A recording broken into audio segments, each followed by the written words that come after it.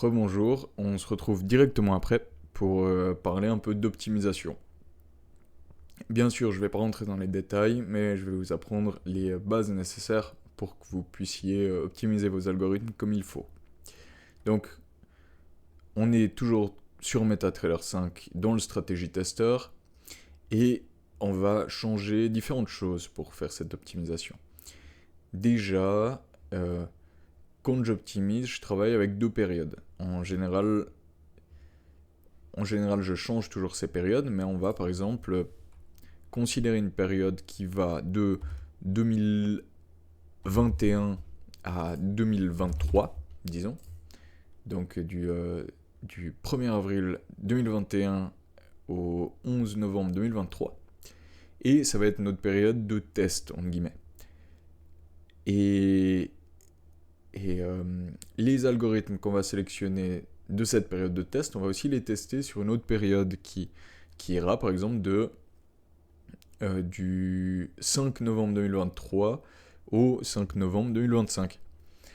Et ça c'est important parce que ça nous permet d'éviter de tomber face à des situations où en fait on overfit complètement aux données historiques nos algorithmes. Et si on le fait, en fait, on risque d'avoir une très mauvaise surprise en tradant avec de l'argent réel dans le futur. J'en parlerai dans une de mes vidéos. Vous n'avez pas forcément besoin d'en savoir plus pour le moment. Mais voilà. Pour la modélisation, comme dit dans la première vidéo, je propose de changer every tick based on real ticks en période d'une minute. Comme ça va beaucoup plus vite. Et bien sûr que votre algorithme après optimisation et après en avoir choisi un, vous devrez le tester en modélisant l'algorithme avec tous les ticks. Comme ça, il n'y a pas de mauvaise surprise. Donc je change ça.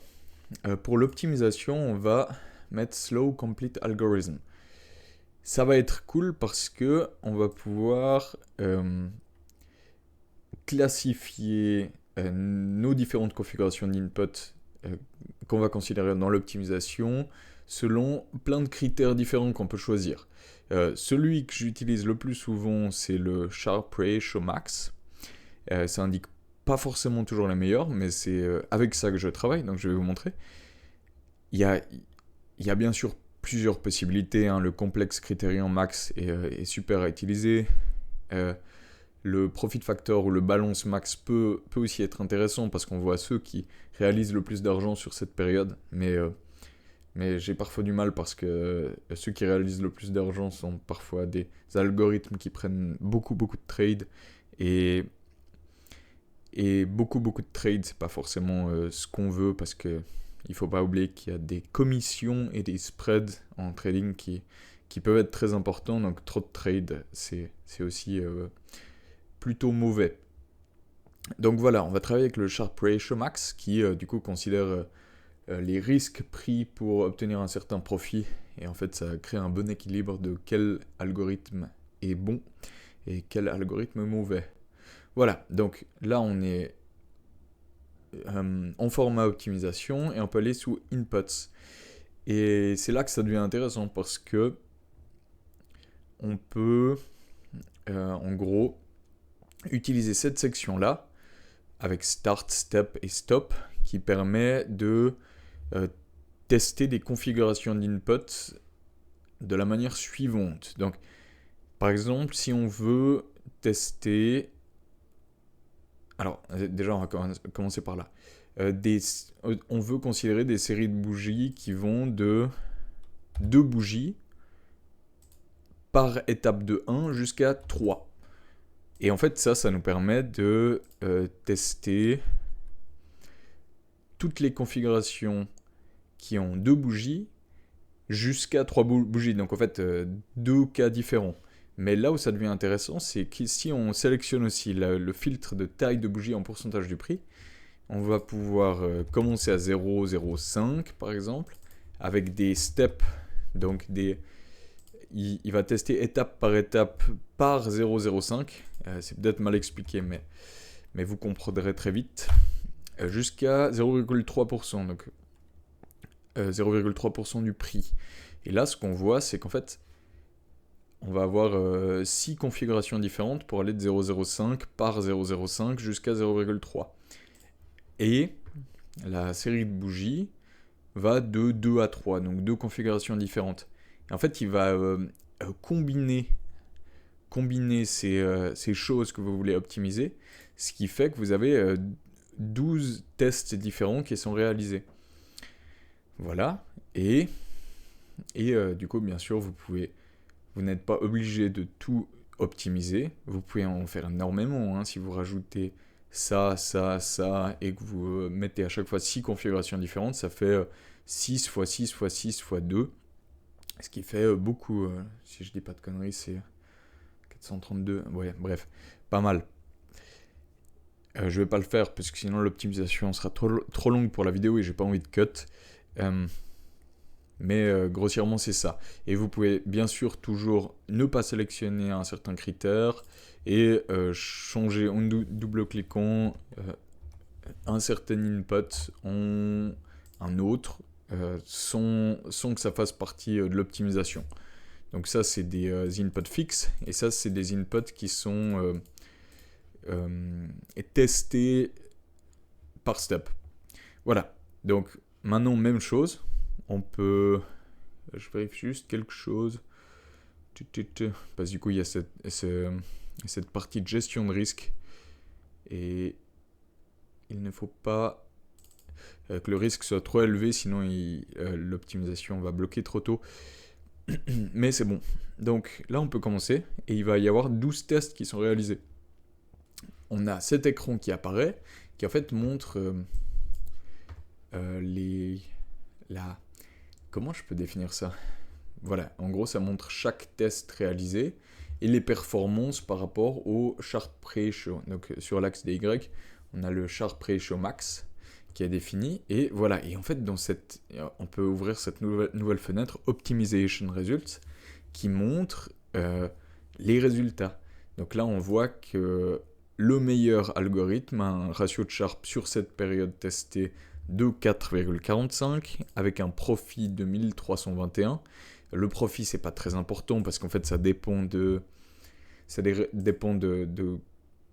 quel risque par trade tu définis en pourcentage de fonds propres. Et voilà.